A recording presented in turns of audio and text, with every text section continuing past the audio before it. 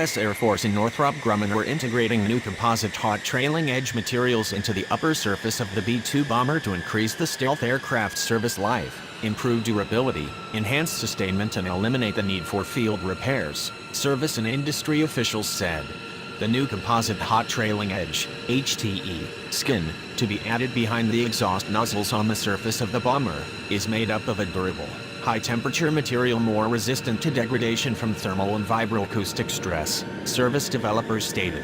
The polyamide material presently used for HTE degrades quickly in this operational environment, as the incessant exposure to heat and engine exhaust exceeds its capabilities. The material cracks and the resin disintegrates, an Air Force statement said.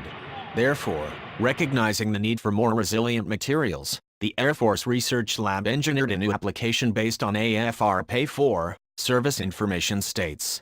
AFR-PE4 is a high-temperature thermosetting polyamide resin with service capability up to 343 degrees Celsius, according to information from Maverick Molding.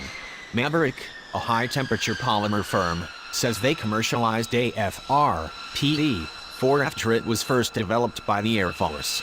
Engineers working on stealth technology designs often try to reduce the heat signature or infrared thermal sensor detectability of the aircraft. The more heat a bomber gives off in flight, the more enemy sensors and radar are likely to detect it. Therefore, it seems evident that a material less prone to degradation or disintegration at high temperatures might likely lessen the heat signature emitted from decay or erosion taking place on the aircraft. Improving sustainment for the B-2 is a priority for the Air Force because the service plans for the 1980s-era stealth bomber to fly alongside the emerging B-21 Raider well into the 2050s.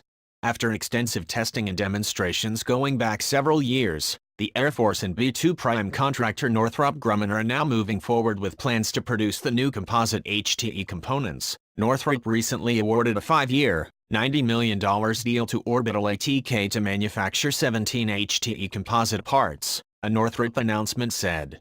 Production will take place at Orbital ATK's Aerospace Structures Division facility in Dayton, Ohio, later this year.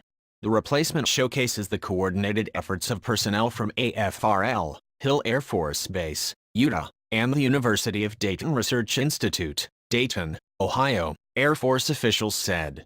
Northrop Grumman's major subcontractors on the program are BAE, Receivers, Ball Aerospace and L3 Rantern, Antennas, and Lockheed Martin, Display Processors.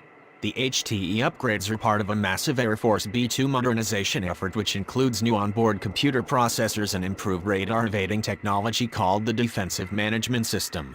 The Air Force currently operates 20 B-2 bombers, with the majority of them based at Whiteman AFB in Missouri. The B-2 can reach altitudes of 50,000 feet and carry 40,000 pounds of payload, including both conventional and nuclear weapons.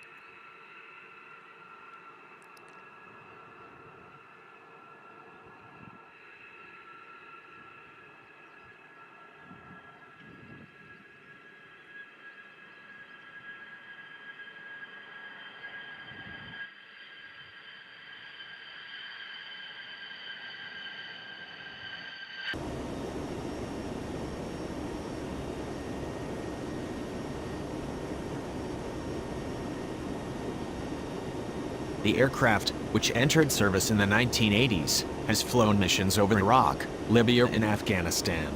In fact, given its ability to fly as many as 6,000 nautical miles without need to refuel, the B-2 flew from Missouri all the way to an island off the coast of India called Diego Garcia, before launching bombing missions over Afghanistan.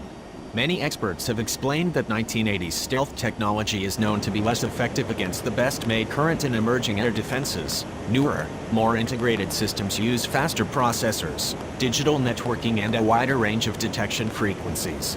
Upon its inception, the B-2 was engineered to go against and defeat Soviet air defenses during the Cold War. The idea was to operate above enemy airspace, conduct attack missions, and then return without the adversary even knowing the aircraft was there.